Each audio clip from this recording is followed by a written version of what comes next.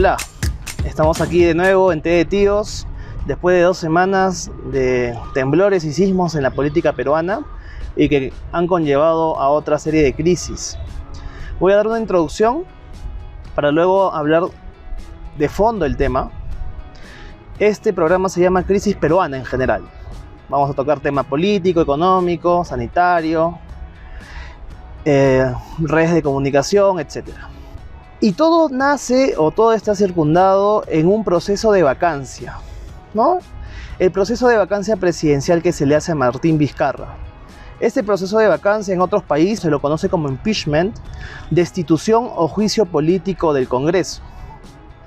Ahora, el motivo, la razón de esta vacancia es la presunta incapacidad moral permanente. Hay que retroceder en el tiempo un par de años, 3 años, para ver que esto no es nuevo. En diciembre del 2017, a PPK se le hace, a Pedro Pablo Kuczynski, presidente de ese entonces, se le hace un proceso de vacancia presidencial por presuntos pagos indebidos que hace Odebrecht a las empresas Westfield Capital y First Capital vinculadas con PPK. El resultado de ese impeachment fue el no, porque no se llegaron a los 87 votos que requería el Congreso para vacar al entonces presidente de la República. Llegaron a ser 79. En marzo del 2018, estamos hablando de 3 meses después aproximadamente, PPK renuncia. Recordemos que hubo este escándalo de los mamanivideos y no le quedó otra que renunciar a PPK. Entonces allí toma el mando, asciende al poder el primer vicepresidente, Martín Vizcarra Cornejo.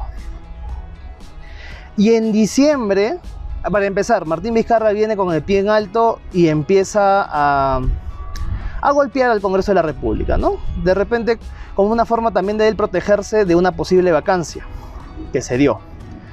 Y en diciembre del 2018 recordemos que Vizcarra hace este famoso referéndum en donde él mismo te daba las respuestas para que tú votes. El sí, sí, sí, no. ¿Se acuerdan? En septiembre del 2019, después de un año, Vizcarra disuelve el Congreso por interpretación fáctica, por una votación que los congresistas hacían regularmente para escoger a los tribunos constitucionales.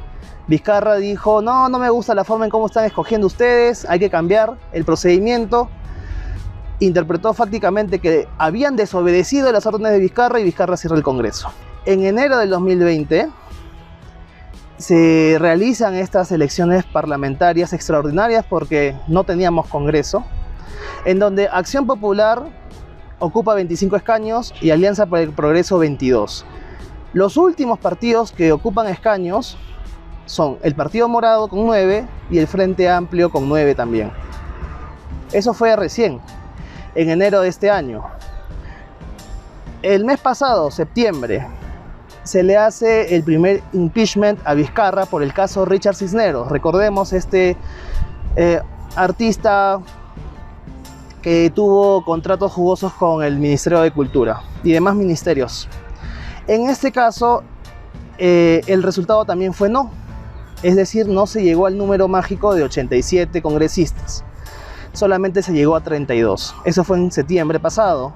Y ahora en noviembre, hace 2 semanas, por casos de corrupción, como gobernador regional de Moquegua y como ministro del Ministerio de Transportes y Comunicaciones, el voto fue sí a la vacancia presidencial con 105 votos congresales a favor, superando por largo trecho al número mágico de 87 congresistas. Luego de esta primera pauta publicitaria, venimos con César para que nos dé su opinión sobre cómo se va a posicionar el Perú, cuáles van a ser las repercusiones políticas y económicas después de este proceso turbulento que, como hemos visto, se origina desde PPK en el 2017. Ya regresamos.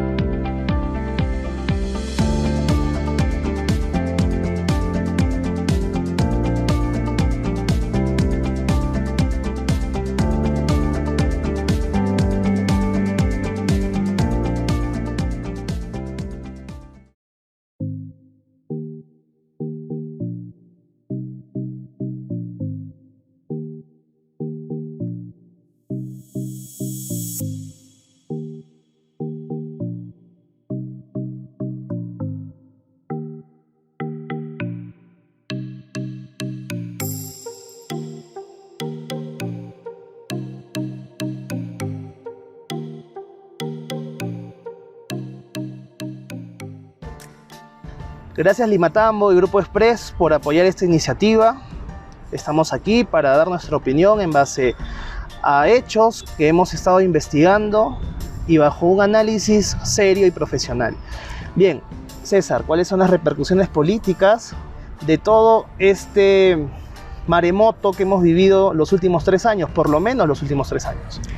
Bueno, han sido ya 4 años y algo más desde que se inició la nueva gestión por elecciones generales del 2016, y el tablero político que se configuró en ese entonces daba una mayoría significativa a grupos políticos de derecha, grupos políticos que tienen mucha buena conciencia sobre el juego del mercado para el desarrollo del país y de la responsabilidad política con cierre de brechas a través de la recaudación de mayores impuestos. Todo estaba configurado de esa manera, pero hubieron cosas medias raras. Hubo un Congreso totalmente complicado. A ver, complemento para que se entienda. En el 2016 los peruanos votamos por gobiernos de derechas, de capitalistas, ¿no? PPK era claramente tenía una posición de libre mercado, y por la parte congresal, la gran fuerza que tenía la bancada de Fuerza Popular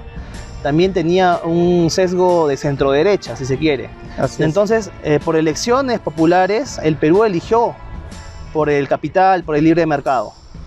¿Y ahora cómo terminamos? ¿Cómo terminamos Inclusive partidos tradicionales como Acción Popular y el Partido Aprista Peruano llegaron pues con las justas, ¿no? Con 5 o 6 congresistas. Y bueno, ese era el escenario. Hubieron muchas cosas que son bien raras de entender, pero el conflicto que se generó entre el Congreso de la República y el Poder Ejecutivo a través de Pedro Pablo Kuczynski, en realidad hicieron que muchas cosas, desde el desarrollo económico hasta la inversión pública y el cierre de brechas, se truncara. Eso fue generando un mayor caldo de cultivo en la disconformidad de la gente. En un país donde somos mayoritariamente informales, esto no se siente mucho, digamos, a corto plazo, pero a largo plazo sí. Y se fueron dando esos escenarios, como bien relatas.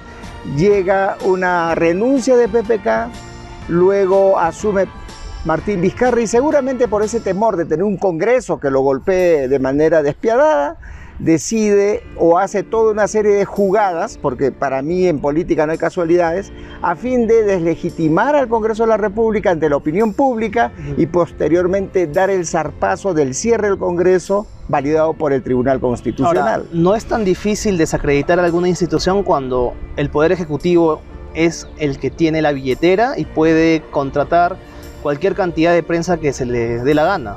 Por supuesto. Recordemos la ley Mulder, que iba a ser, digamos, un candado para que esto no vaya a escenarios tan extremos como el que estamos viviendo, en donde la prensa es mercenaria, responde a intereses y no es una prensa libre o independiente que busca, cuyo fin último es informar a la población con hechos. Pero imagínate tú, ¿no? Un sector grande de la prensa que tiene la facilidad de acceder a 1.500, 2.000 millones de soles con montos que el Poder Ejecutivo otorga por publicidad, definitivamente no va a ser imparcial, ¿no? Bien, eso de las redes sociales, de las redes comunicacionales, de la gran prensa, lo vamos a tocar en la parte 2 de este capítulo, con más detalle. Solamente estamos poniéndole el gorro de por qué el Ejecutivo siempre tiene aceptación, ¿no? Y por qué el otro lado, el que es el otro poder, el contrapeso, el que lo fiscaliza, siempre va a tener mala imagen. Pero bueno, eso lo hablamos en el próximo programa, el jueves. ¿Cómo queda parado el Perú? ¿Cómo ves la imagen del Perú en términos internacionales? Bueno, una vergüenza porque escasos países tienen estos episodios de marcar PPK, Vizcarra, Merino y ahora Sagasti en un periodo de 4 años y más. Vizcarra, Merino y Sagasti en menos de un mes.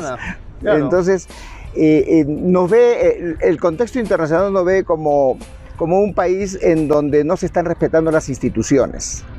Quiérase o no, las instituciones han sido muy maltratadas. La institución del Poder Legislativo ha sido tremendamente maltratada.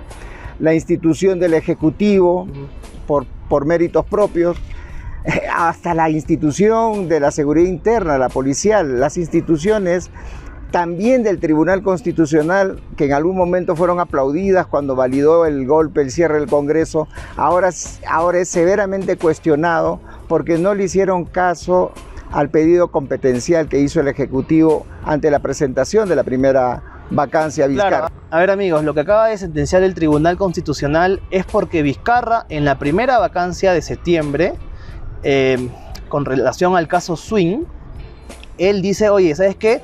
El Congreso se está metiendo con mis poderes. Tú, Tribunal Constitucional, eres imparcial. Dime si tengo o no tengo razón. O sea, eso es lo que estaba en discusión, porque se plantea que la vacancia por incapacidad moral permanente, digamos, es más que todo interpretativo y discrecional. Entonces, he allí ese limbo en el que se quería aprovechar para decir, no me pueden vacar por este motivo, por esta razón. Pero el Tribunal Constitucional ya sentenció de que sí estaba bien vacado el proceso, digamos, porque ellos no interpretan o no... su margen de maniobra no está tanto en si se votó a favor o en contra, no, sino si el proceso era válido. Y dice, bueno, el proceso de la vacancia presidencial por parte del Congreso es válido. Claro. Y eso es lo que también ha irritado a muchos. He visto que en redes sociales ha explotado, que el TC no sirve para nada, y gente pues que no sabe para qué están las instituciones, o sea, solamente lanzan sus ladridos y tienen bastante eco. En fin, vamos a la segunda pauta publicitaria y venimos con la opinión de César sobre cómo esta crisis política va a afectar a nuestra economía. Ya regresamos. Estudio Jurídico Guevara y Guevara, del Dr. Santos Guevara, especialista en Derecho Procesal Constitucional, Habeas Corpus, Habeas Data, Acción de Amparo, Acción de Cumplimiento, y especialista en Derecho Procesal Penal. Encuéntralo en el Jirón Apurímac número 694, oficina 101, Cajamarca. Llamar a los teléfonos que aparecen en pantalla o escribir al correo electrónico. Bien, vamos a hablar ahora de la crisis económica, de nuestro bolsillo, cómo nos va a afectar. Vimos que el dólar tuvo un incremento por especulación, básicamente, en esta turbulencia política que hemos tenido, pero más allá de esto.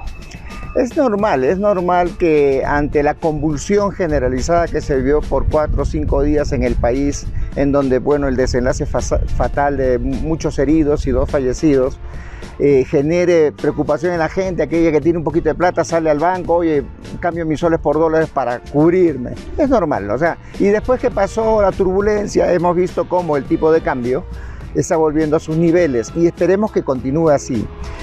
Recordemos que la crisis económica por la que estamos pasando tiene su inicio en esta crisis sanitaria, en donde se tuvo que paralizar todas las actividades económicas por inmovilización de los individuos. O sea, no hubo destrucción de los activos, no se rompieron carreteras, no se destruyó el capital que genera producción.